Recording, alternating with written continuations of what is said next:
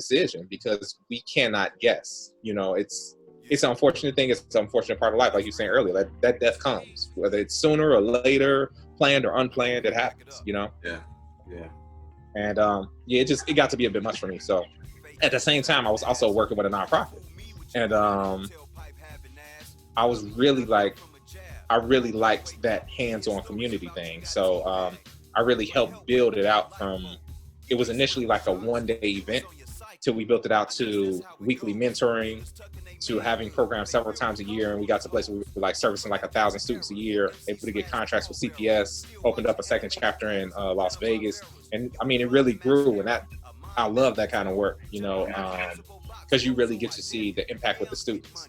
And so like during the mentoring sessions, we tried to, just like you were saying, some of the stuff, like how's this stuff taught? We tried to put everything together. So we would do like 10-week sessions, and then we'd have a bunch of different session topics. So it might be like understanding how to be a better student, health and fitness, where we have a trainer come in. We had this one dude come who owned a black hedge fund in Chicago.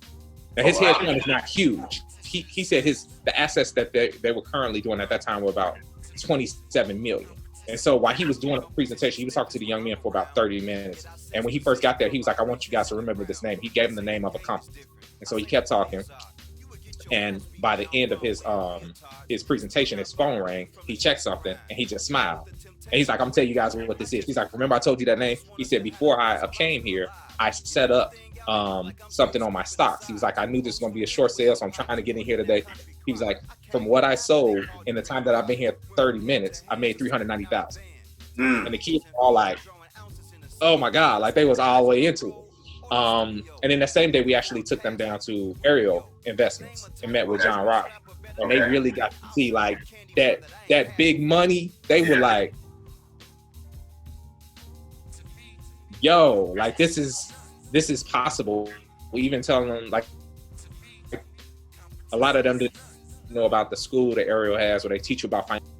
It takes so much constant support. You know, I think I got the Teddy Riley internet going.